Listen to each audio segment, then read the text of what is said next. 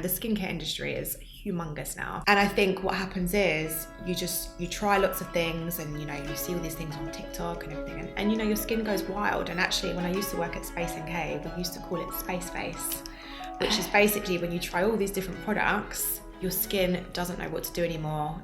I believe this is you should give yourself one night of the week where you don't use anything on your skin.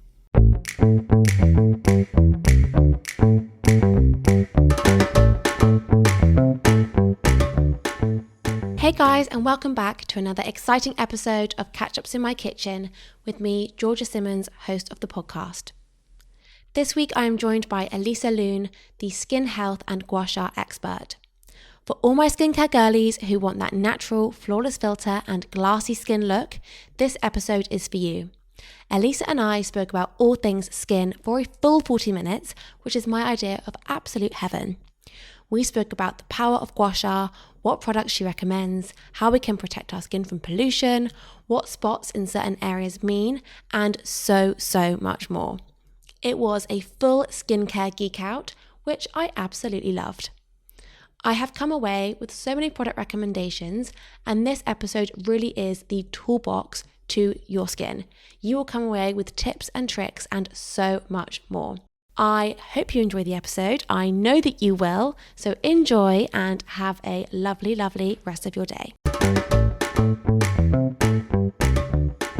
Elisa, thank you so much for joining me in my kitchen. How are you? I'm good, thank you. Really good. So to start with, do you mind giving a really quick elevator pitch? Who you are, what you do? Okay.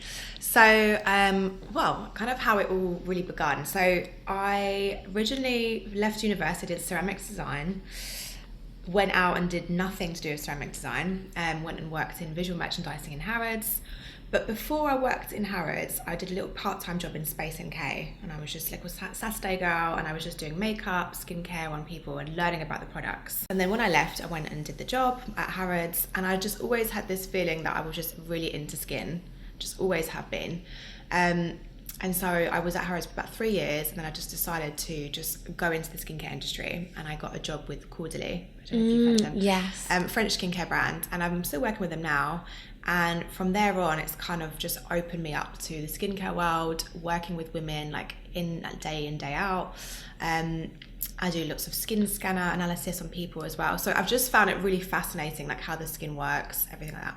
So now I'm trained in Gua Sha, I do facials, and eventually the idea is that I'm going to have my own little setup and do facials. Amazing. The holistic side of it as well. Yeah. I love it. I think skincare and skin is so much more. It speaks 1,000 words about what's going on inside your body. Yeah. It is your confidence. It is so much, and we'll go into all of this. Yeah. Before we do, we have a quick fire round about all things food. Okay. So, sweet or savoury? Savoury, always. Pizza or pasta? Pasta. Go-to cuisine? French. My mum's French, so okay. that's where I get it from. Nice. Cook in or eat out? Cook in. And what is your favourite Deliveroo? Gosh, I don't even order Deliveroo. Yeah, I don't either. No, I don't. I wouldn't even know how to answer that one. There you go. No, that's the answer. That's the answer. I don't either, and I've noticed it more and more now. Like I really just don't order Deliveroo at all. No. I'm always a bit disappointed, to be honest, when I get it. Yeah, definitely.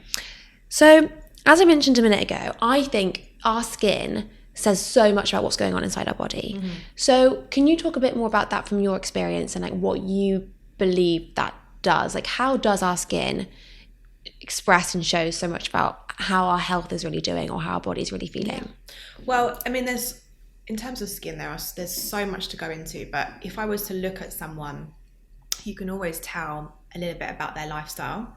So if someone's maybe got sallow skin, slightly yellow, you probably can tell that they may be smokers, smoker lines on the lips as well.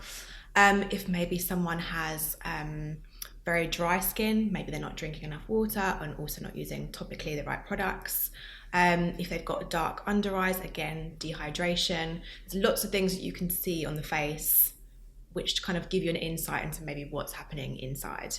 But the skin is very complex. If you've got acne around the chin as well, that's like your hormonal areas. So yeah, there's a lot. And it's hard to always pinpoint exactly, but that's kind of gives you an overview of maybe what's going on. Okay, and also skin mapping, because I love when if I get a spot, I'm always like, oh, what's wrong? What do I need to work on? And obviously, I think it's quite funny when you put skin mapping into Google because sometimes they're all a bit different. Yeah. But could you explain a bit about what spots in certain areas mean? Yeah. And if that skin mapping is accurate? Yeah, skin mapping is quite accurate, but obviously it does depend on certain things, like maybe what you're using on your skin topically. But normally, if you're getting breakouts around the chin area, that is your hormonal problems. Maybe you're on the pill, maybe you've got polycystic ovaries, something like that. It's always around the chin. And I don't know if you've ever found, but when you're coming onto your period, some months it's on the right side of the chin, sometimes it's on the left side. Yeah. And that's to do with your ovaries. They work in different timings. So 1 month it might be the right one, 1 month it might be the left one. That's so interesting. So your chin is the hormonal area. If you have anything just around the nose and the forehead, so this is your large intestine, your small intestine. And actually it's quite funny, I had a colonic a while ago. I don't know if they flush you out, and I had a bad reaction to it, and I had really bad rashes around here and on my forehead. Wow. So it's to do with the intestines. Yeah. The cheeks is to do with your stomach. Yeah, so diet, normally if you're eating out more suddenly or... Yeah, lots of sugar, that should come up over here. Yeah. And then if you've got around just underneath your nose and just on the sides here, that's to do with your liver. Yeah, okay. So there's lots of different areas that tells you different things. But obviously, as I mentioned, it can just be because of maybe what products you're using on your skin. Yeah. Yeah. So on that note, how do you know? Because I currently feel at the moment really happy in my skin. Yeah. And I feel like I've got my products right at the moment and it all feels great. Yeah. But how would you know if you're using products that don't necessarily suit you? Well, normally, if you're having a reaction to a product, it would normally happen in the first 24 hours. So that's when you know your skin isn't agreeing with it. What I would say is if you're using multiple different products or you're trying a whole new range of products, you have to be careful. You'd always want to introduce one product at a time just to see how your skin reacts to that product and then apply. And you just keep introducing things slowly rather than like bombard your skin with lots of products.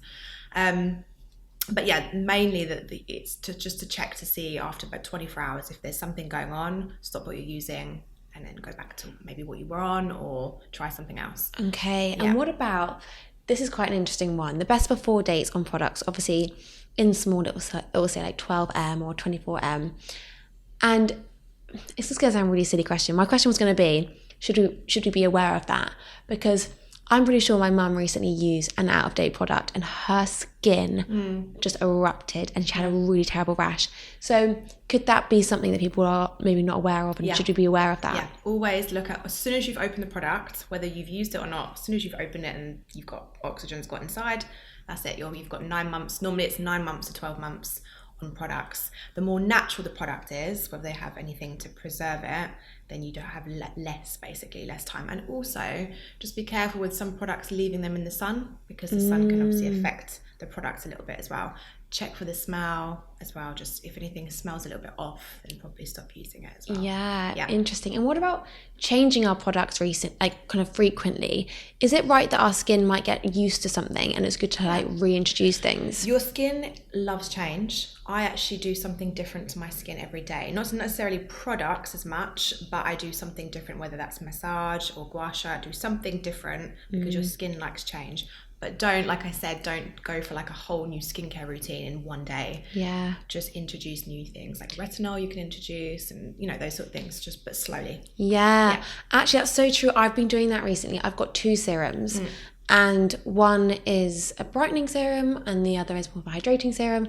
And I kind of got them both around the same time, and I just thought, I'll just alternate. Yeah. And I've literally just alternated them, and maybe that's a good thing because my skin's liking the difference. And I have a few different masks. And I'm using them on different weeks and different. Yeah. So yeah. And it's about analysing your skin. So whether the change of weather or the time of the month for you, check what your skin needs. And that's what I do. I always analyse and think, okay, right, maybe I need to do this tonight, or this morning I'm going to do a massage because my skin needs some circulation. So it's always about analysing and being intuitive what you think your skin needs. Okay, and what signs should we be looking out for when we're looking at what our skin needs? Well, definitely like when you go into like autumn, winter, there's a change of weather, so your skin might feel drier, definitely. Or in the summer, you might feel drier because the sun can dry the skin out as well. So In the summer, you want to use lighter products, maybe layer them so that it doesn't feel so thick on the skin. But in the winter, you might want to use richer products to really help with that dryness. Okay. And then if you are maybe into anti-aging and you want to use a retinol or those sort of things, just look at what your skin needs and don't overdo it as well. Give your skin time to absorb those products and do what it needs to do. Okay, and sometimes as well, actually, what you can do is, I believe this, is you should give yourself one night of the week where you don't use anything on your skin, because your skin does its own thing and it just needs a bit of time to work itself out. The skin is very intelligent. When you're sleeping as well, it goes into like a renewal phase. So one night a week, just leave the skin completely on its own, cleanse and just go to bed. Do you not find it's kind of like tight? Yeah, it feels a bit drier, but then in the morning you wake up, you produce your own oils when you're sleeping, and the oils that you have on your face are like really, really good. So it's just nice to give your skin that time to just, do its own thing, basically. Okay, bit like a juice cleanse, but like you're letting your body kind of have a bit of a reset. I guess it's kind of similar. Exactly.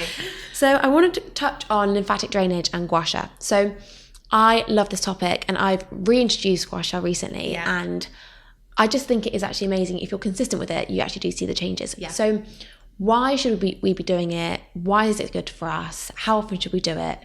Yeah. Tell us all about Gua Sha. Okay.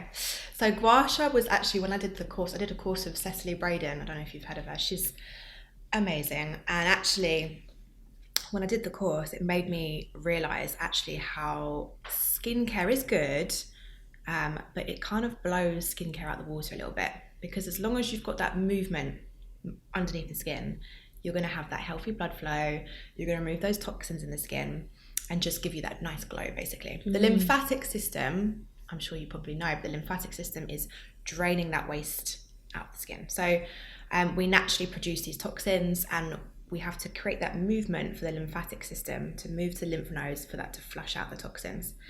The lymphatic system doesn't have a pump, so that's why you have to do facial massage, Gua Sha, to help with moving that lymph around.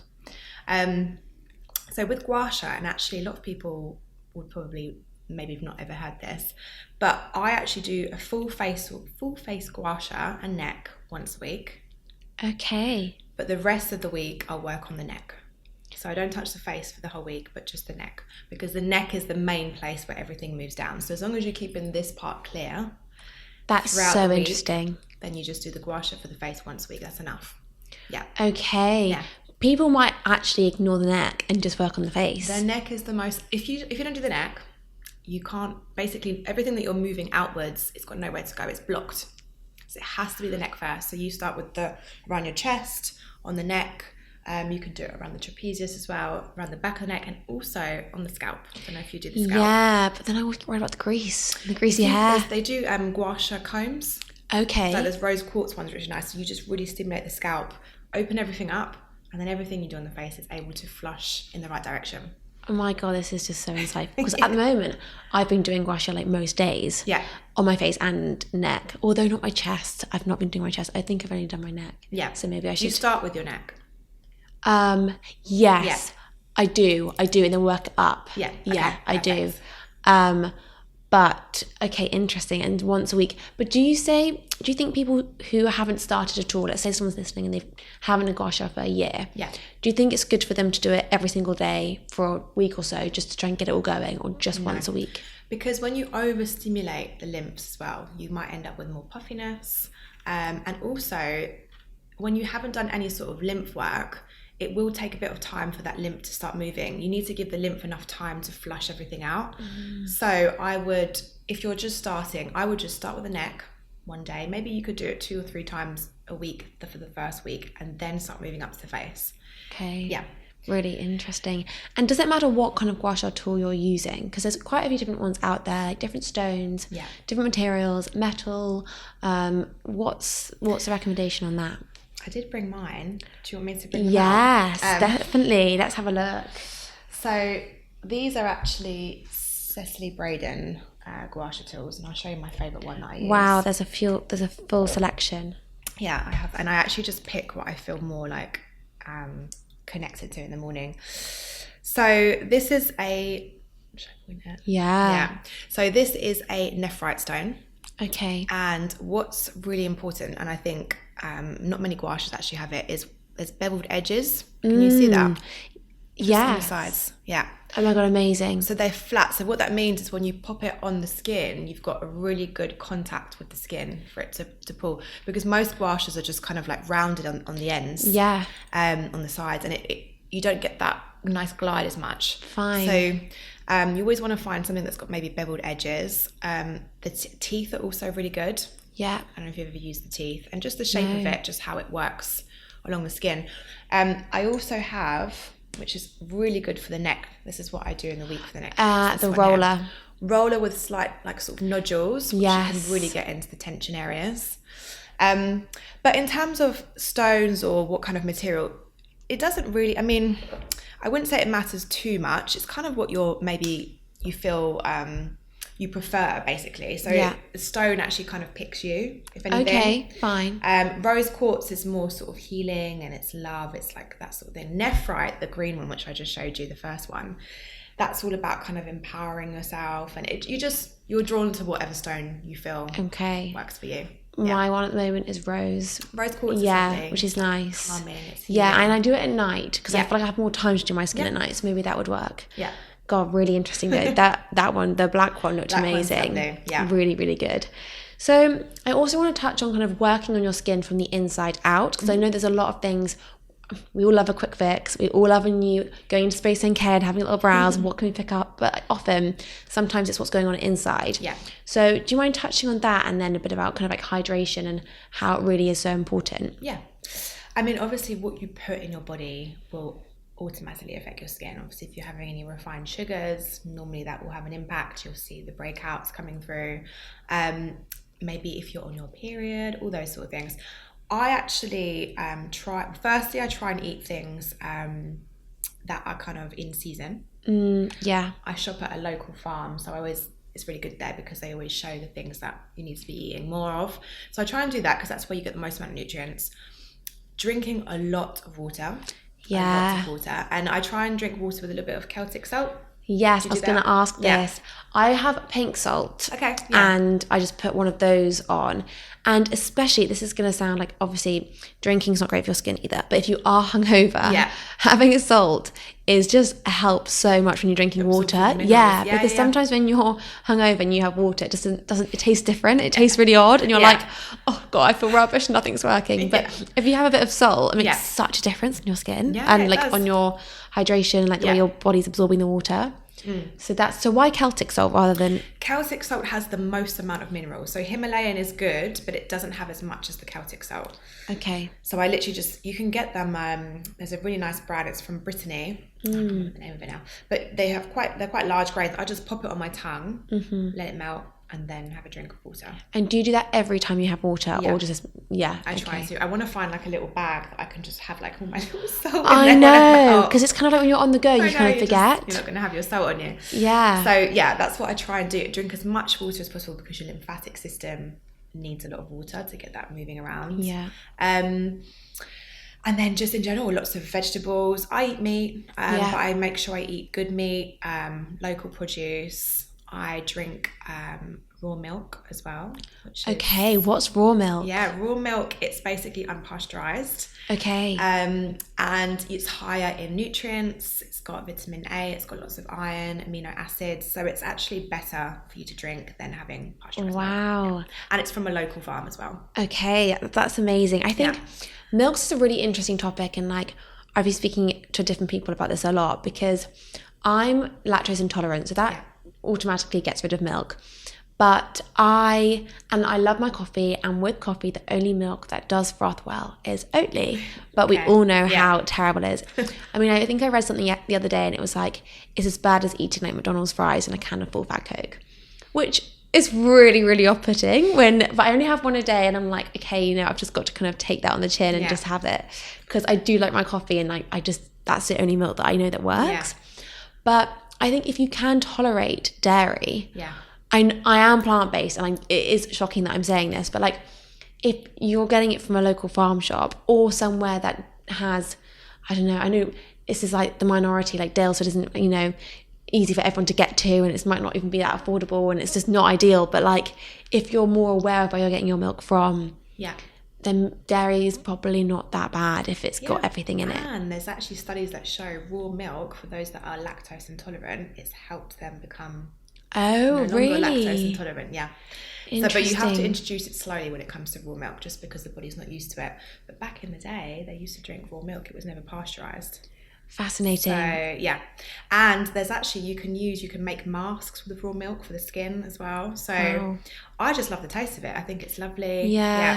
God, I think it's, now I haven't had dairy, and so I can smell dairy from a mile away. It's so crazy. Like, someone gave me a coffee the other day and it had dairy in it, and I was like, I can smell it. Like, I can literally smell it. Which is really odd, but that's super interesting. Okay, so I think seasonal vegetables, again, it's so important because they taste so much better as well, and they're better for you. They do, and in season you get the most amount of nutrients. But I like to have a balanced diet as much as possible. I try and stay away from like refined sugars.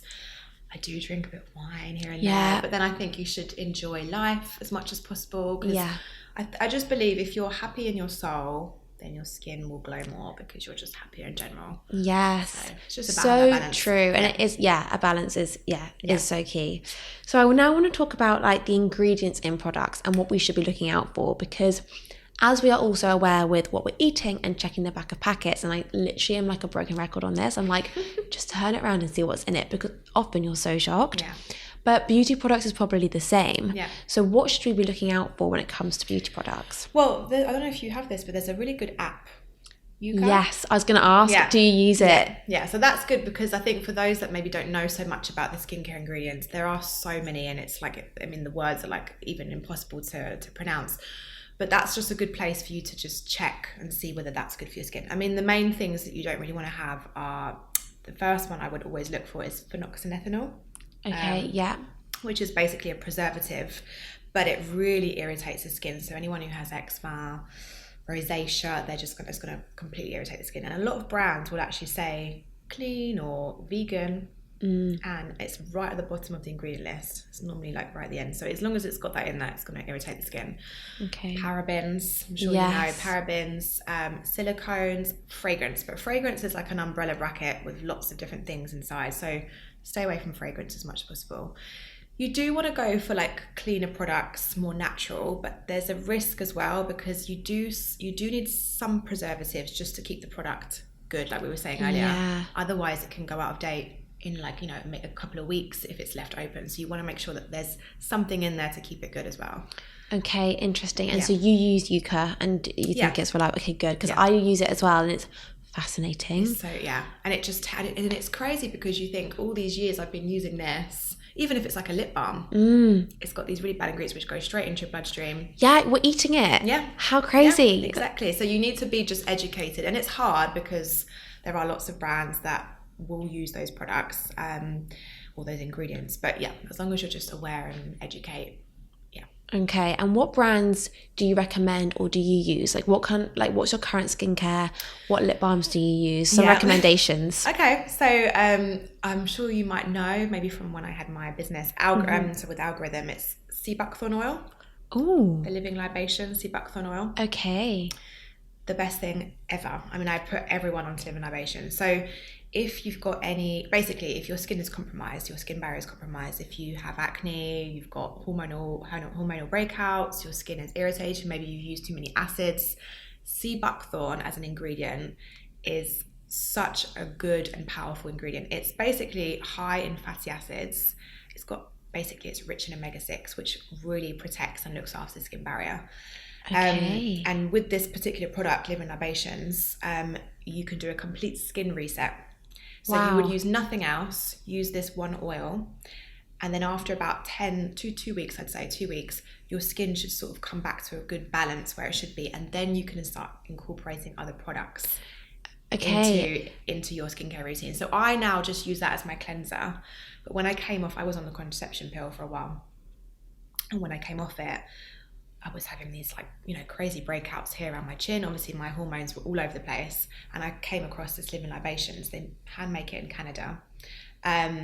Completely healed my skin, and I know so many people that use it and absolutely love it. Okay, amazing. So that's like for me, that's like in a bottle, that's like everything you need.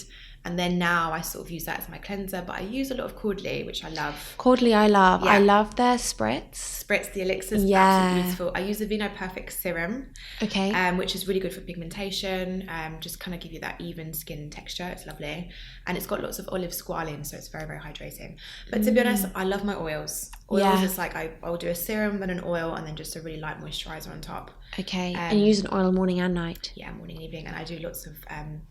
honestly, if you just get that movement in the skin, even if like you're just cleansing and you're just massaging the skin for 5 minutes, you're really getting that blood circulation, just, helping with the lymphatic system. Amazing. Movement's the best thing. Movement, okay, really good to know. And I'll try and link that product in the show notes for people to find, because that sounds amazing. It's really, really good, yeah. And what about pollution? So obviously we're currently sat in London, maybe a lot of people listening are in cities. Is there anything that we can be doing to help our skin against pollution? Because I always have this thought, like, it's a bit strange, but I always think if we put these like goggles on and looked and it kind of identified all the pollution in the air, we'd probably be disgusted. And I don't know, like if you're cleaning your skin at night and you see the dirt, it's horrible. Like, is there anything that we can be doing? Probably, I don't know if there's an answer to this. Well, I mean, as long as you've got antioxidants in your skincare, because that's kind of your protection against pollution, UV rays, all those things, you definitely want to have antioxidants. Also eating antioxidants, just to help as well.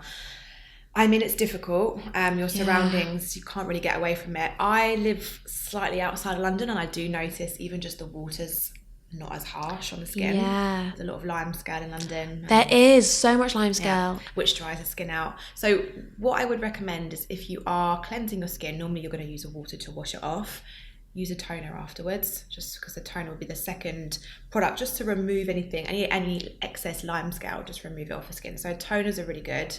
But yes, like I said, antioxidants.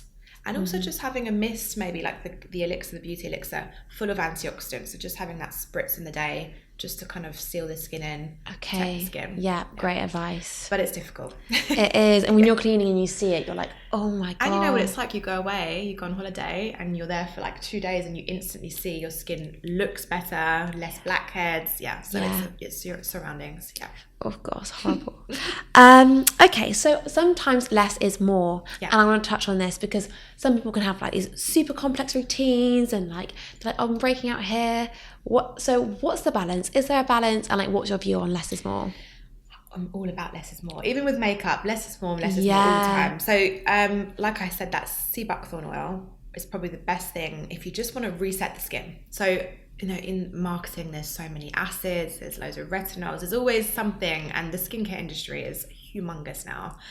It's actually hard. Like, you walk into SpaceNK, there's just so much choice. You don't know what to go for. I know. And I think what happens is you try lots of things, and you see all these things on TikTok and everything, and your skin goes wild. And actually, when I used to work at SpaceNK, we used to call it space face, which is basically when you try all these different products, your skin doesn't know what to do anymore. It's almost like it doesn't recognize itself. So it's just got too many things going on.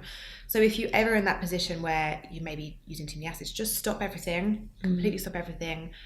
Go just to a basic oil, like the sea buckthorn oil, just hyaluronic acid, something really simple.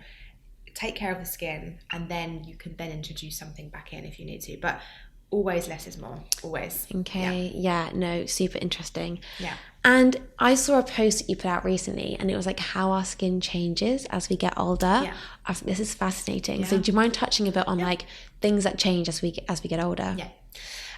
So I mean, when you reach the age of 25, that's when your collagen starts to decrease. So collagen is naturally like a protein in the skin, and that's what gives you the volume, the plumpness in the skin. So that starts to decrease at 25, and then actually when you reach the age of 40, you lose almost 50% of your own collagen. Gosh, so sad. Things like I said, movement, massage, all those things really help like get that collagen, everything stimulated. Having protein as much as possible to kind of keep, basically collagen, like an animal protein, is good to use, because it will just keep the muscles plump and something to sit on. But yes, and also I mentioned as well, your skin cells, they renew. So when you're in your 20s, your skin cells, they renew every 28 days. So that means that your skin cells, they shed and then you reveal fresh new skin basically. So when you reach the age of like 30, that starts to decrease. So your skin cells, they actually renew every 30 to 35 days. So it means that it takes longer for your skin to maybe heal. I don't know if you've noticed if you have a breakout. Wait, how old are you? 25. 25, okay, so you're fine. But when you do reach the older age of 30, you do find that those breakouts that used to have the scarring, it just takes longer to heal. So it is, using retinol does help to get that cell turnover moving. But really, it's just about kind of getting that lymphatic system. I think it's all about the lymphatic system, massage, using the right products, and just also embrace it as well. Yeah, that's the thing. Like, we're all kind of trying to reduce and like stop and like, but again, like back to less is more. Like, we've got to kind of just go with the natural side. And I think you can have wrinkles, but if you've got a lovely glow to your skin, I think it kind of balances that out anyway. So that's why having that movement massage is what really helps. Yeah, no, I completely agree. And like happiness as well, like smiling. And like, again, that makes you look and feel so much better. And you know, like when you meet people that maybe have like fallen in love and they're in a really happy relationship, you notice like you're glowing. Yeah. You're happy from inside. And that has an impact. Yeah. So true. Like everything happens from within. Yeah. Like you mentioned, like hydration, lymphatic, like all of these things are like under the surface things. Like you're not, I mean, you recommended a product, but it's a very natural product. And like actually it is less is more. It's just, always. So true.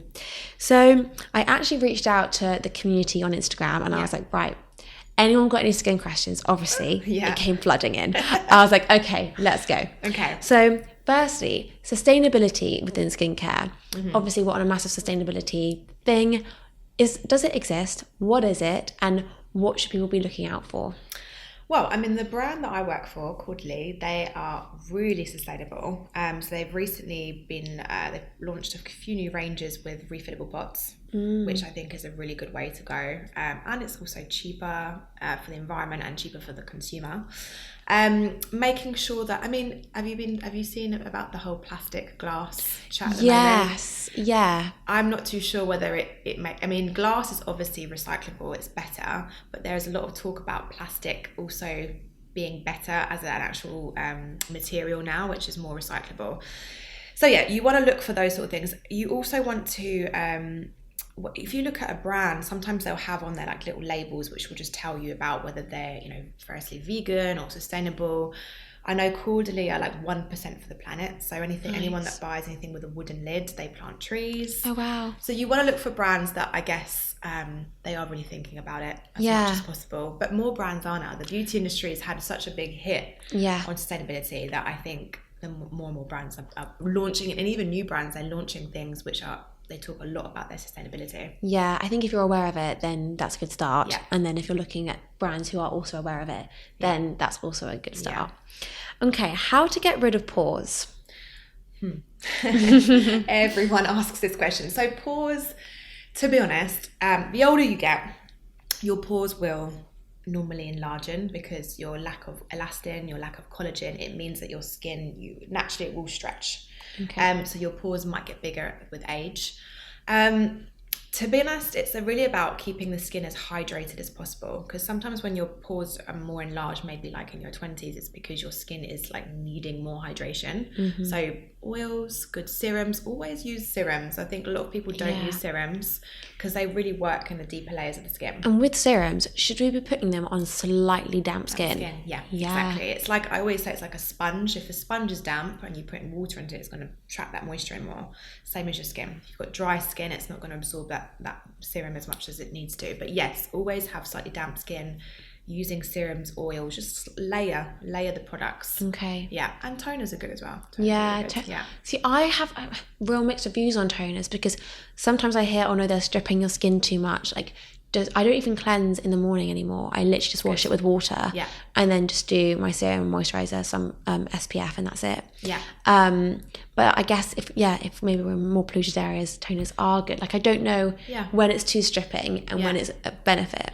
It depends what's inside the toner, to be honest. And most toners, I mean, a lot of toners now, I think, have got lots of acids, alcoholic or BHA or AHAs. I actually just use a hydrating toner, which has got an ingredient called vinolevure, which is actually comes from a grape, and it just strengthens the skin barrier. So for me, it's just a hydrating Fine. And is that Caudalie? Yeah, Caudalie, yeah. I recognise the name. Yeah. Okay, fine. And what about the red light? Because I love my red light mask. Yeah. Like swear by it. And Yeah. I think for pores, I do think it's good. But would that be right? 100%. What one do you use? The Current Body one. Oh, you use Current Body, yes. Okay, Current Body is really good. I use the light salon. Okay, they're kind of similar.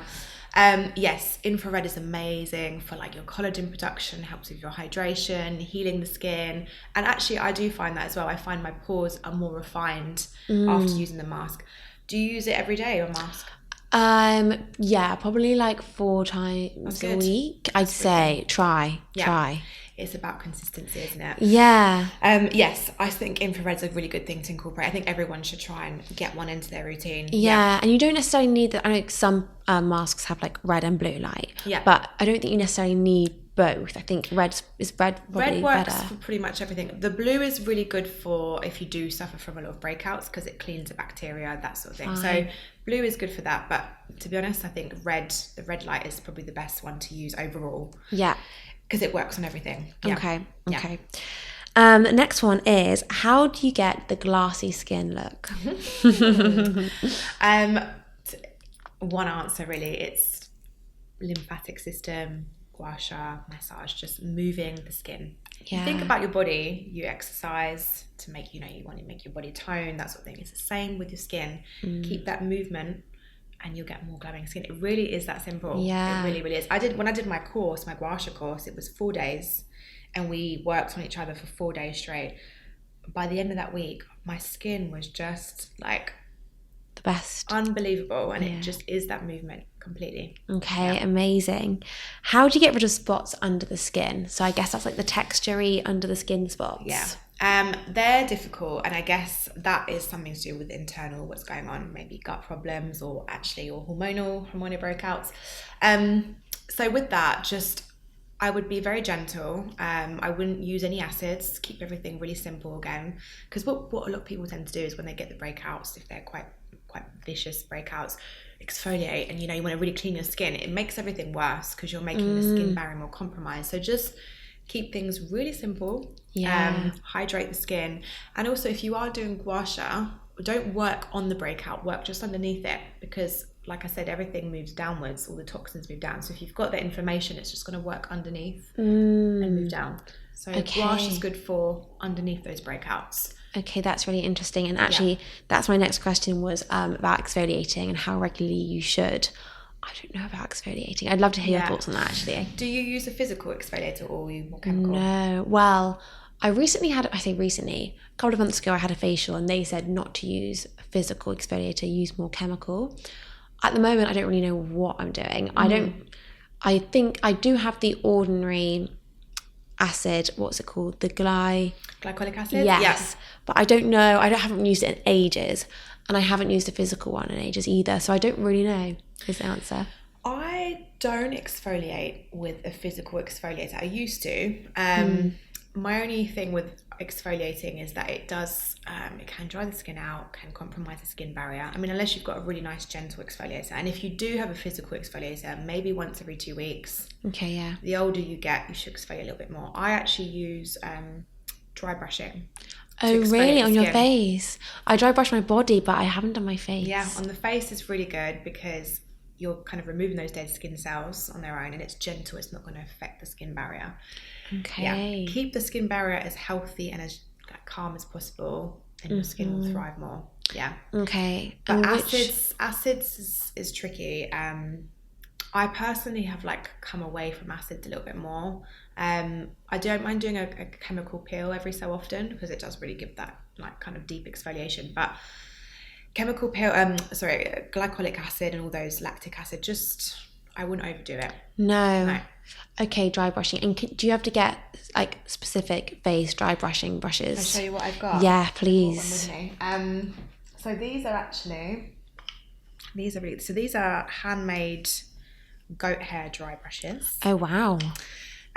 So they're like this, and you literally it's a very light movement. You literally brush across the skin very, very lightly, and you just do it for 2 minutes in the morning. It also wakes up the lymphatic system. Okay. So you're getting benefits from both things, the movement and the exfoliation together. And then when you cleanse your skin, so you do this on your skin before you even cleanse your skin. So you do it in the morning, and then you wash your face, and then apply your products. And you're removing those dead skin cells when you wash your face. Okay, amazing. And where would you get those from? So these are a brand called Serenity. Okay. Serenity. She's actually the facial cupping expert. So she has her own facial cups, and she's recently launched the dry brushes as well. Amazing. Okay, so many tips here. I love it. So to finish off, we always have the same question, which is, what would your last meal be? Starter, main course, and dessert. Oh my gosh. It's a tough one. It's a real tough one. Oh, wow. That's a really hard question. I know. Starter, main, dessert. And dessert. Okay, so starter, it would probably have to be something fish. I love a little cold fish starter, maybe some salmon, maybe some caviar even on some cakes. And then for a main, something really heartwarming. I love a really homemade, maybe something that my mum would make. I like a tartiflette. I don't know if you've had a tartiflette. No, so it's gonna be French. It's French and it's lots of cheeses, but it's just a big potato dish with pancetta, these really nice cheese that melts in. It's very winter dish. Yeah, lovely. Really heartwarming, with a nice little salad. And then dessert, I like Eton mess. I just like meringue, raspberries, really fresh. Yeah. Very nice. Elisa, thank you so much for coming on. We had a full little geek out about all things skin, and I loved it. So many tips. I'll try and link everything in the show notes because it was great. But thank you so much for coming on. I loved it. Thank you very much. Thank you guys so much for listening. Wow. That was just such a great episode. I needed that. I feel like we all want to know how to best look after our skin, and that was just what we needed. I have linked all the products that Elisa recommended in the show notes, so please check those out. Also, if you aren't already, please subscribe or follow to this podcast. It's how others get to find out about us, it's how we grow, and I would just really, really appreciate it. Thank you so much in advance, and see you next week.